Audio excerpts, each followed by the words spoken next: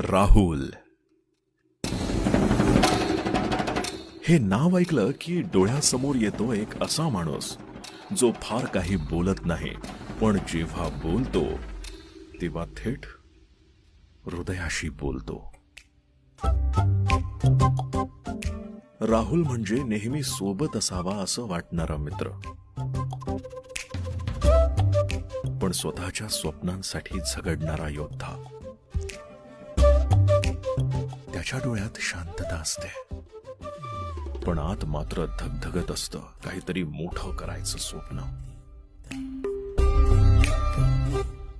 तो दिसायला सरळ, वागायला नम्र, पण त्याच्या निर्णयांमध्ये एक असा ठामपणा असतो जो त्याला सामान्य राहू देत नाही.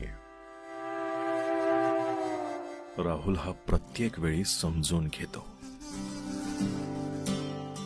तो कुठलाही गोंधळ न करता आपलं काम प्रामाणिकपणे करत राहतो.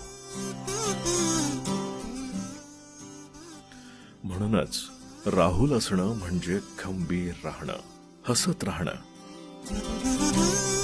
आणि हळुवारपणे आयुष्याला सामोरं जाणं. ए राहुल, तुझ्यासारख्या लोकांमुळेच शांत आणि स्थिर जगण्यावर विश्वास ठेवता येतो. राहुल हे नाव ऐकलं की डोळ्यासमोर येतो एक असा माणूस जो फार काही बोलत नाही, पण जेव्हा बोलतो तेव्हा थेट हृदयाशी बोलतो. राहुल म्हणजे नेहमी सोबत असावा असं वाटणारा मित्र, पण स्वतःच्या स्वप्नांसाठी झगडणारा योद्धा. त्याच्या डोळ्यात शांतता असते, पण आत मात्र धगधगत असतं काहीतरी मोठं करायचं स्वप्न. तो दिसायला सरळ, वागायला नम्र, पण त्याच्या निर्णयांमध्ये एक असा ठामपणा असतो जो त्याला सामान्य राहू देत नाही. राहुल हा प्रत्येक वेळी समजून घेतो. तो कुठलाही गोंधळ न करता